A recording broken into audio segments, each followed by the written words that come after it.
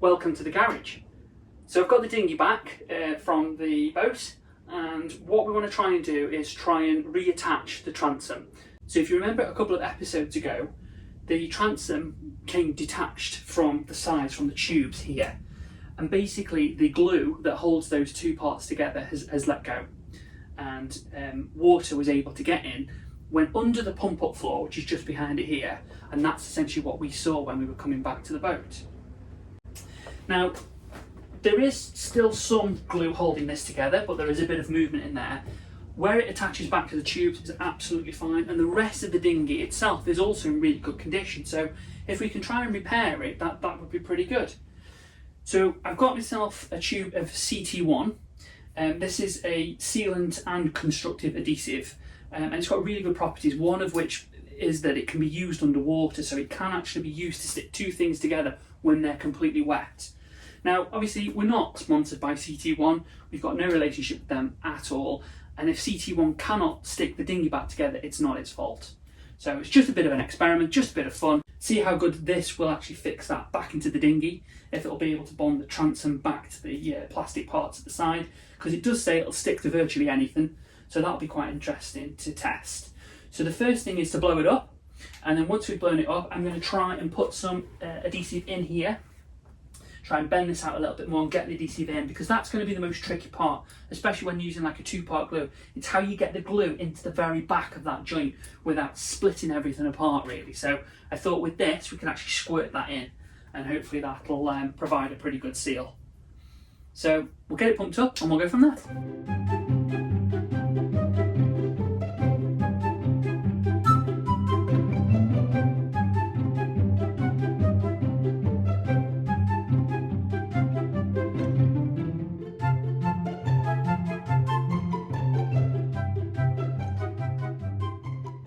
Okay, so I've just put a bit of air in the dinghy, and the main reason for that really is just to have another inspect as to how this is going to work. As you can see, this is what has actually happened, and the glue has just let go there, and it's come completely detached. So I think what we need to do, is work our way down to the very bottom, because actually it's stuck here, and try and put some of the sealant into there. The movement this way isn't a lot really, because that piece of wood goes into this. So as long as this is reattached here and this is glued this way, even if we have to just clamp it temporarily, should be enough to hold that way. There's no sort of force in this direction as such. The force really is forwards and backwards from here. And if again we look from the outside, we've got the same problem. So it's basically just completely let go and come detached from the wood. There probably is something we need to have a look at down at the very bottom here, but mainly we've got to get the glue or the sealant back into these joints and stick it back together. Okay, so just going back to some of the properties on the back of the CT1.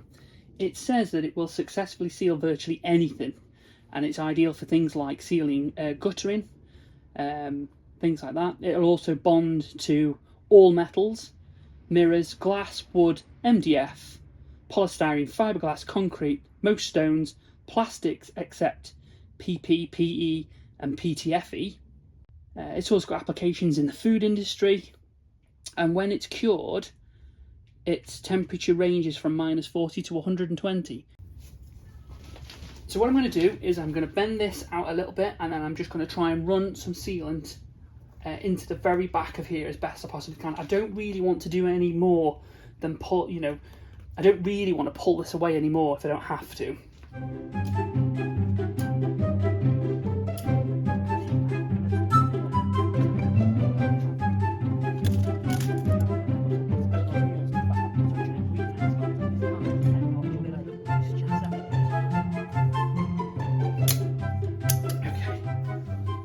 Obviously you can see in there there's absolutely loads of sealant in there, and as I say, when I first started I was able to see the back of the transom, so I've tried to push as much as I possibly can behind, and now what I'm going to start doing is pushing that down, and it's popping out, but it's grey in colour, so I'm not too worried about that.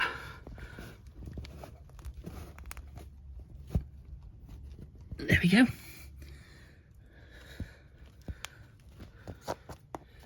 I suppose really I need to go and repeat the process on the back now, do exactly the same, and then see if actually that will cure and bond it back in. But so far so good, quite pleased with that. Into the back.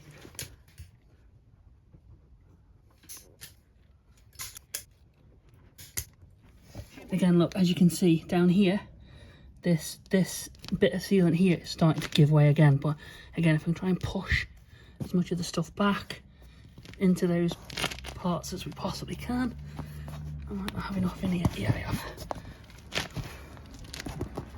That's what we want to see. We want to see it squidging out. It's really it's tough stuff. I mean, if you've done anything with like silicone sealant, it's nothing like silicone sealant. It's properly thick. Actually taking quite a bit of effort actually just to push it down. So I'm going to continue with that and then I'll show you what I've done in a second.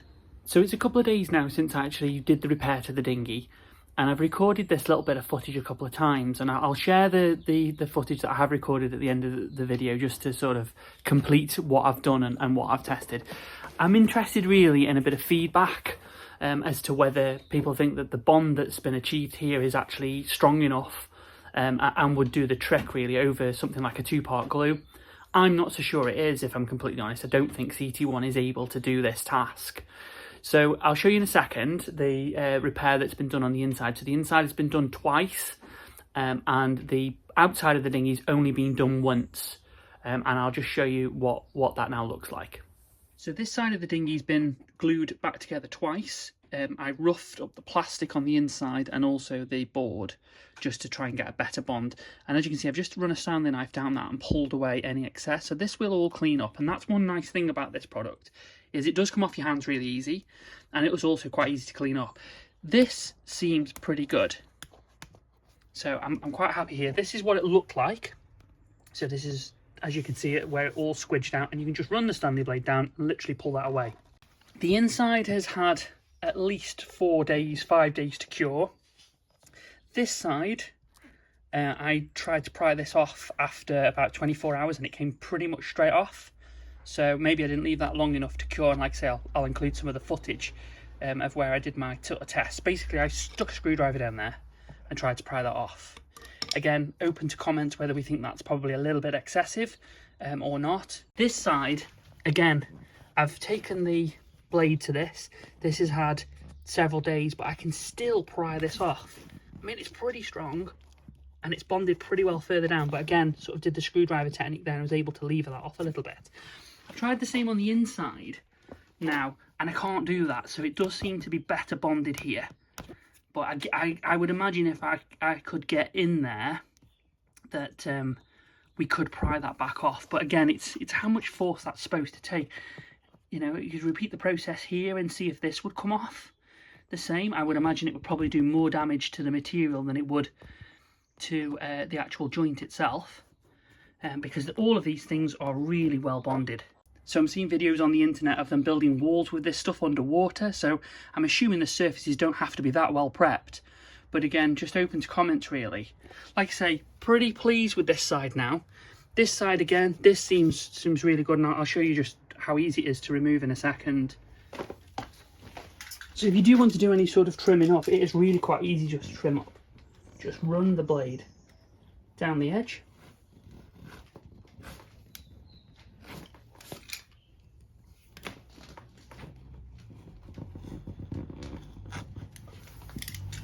And it's a case of just peeling it off.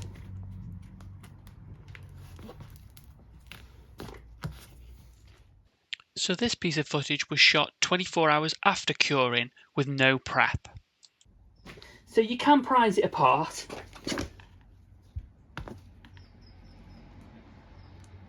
Yeah, you can.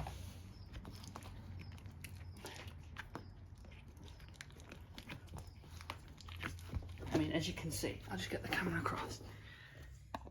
As you can see down here, there's wood, there's bare wood there. So there's no paint, it's not gluing to paint. So you would think that it would bond to that pretty well, and I kind of did rough that up a little bit before I stuck it. Maybe I should try and sand that. Maybe I should try and sand that surface, but again, that means really you're not going to get into the joint there to try and do that.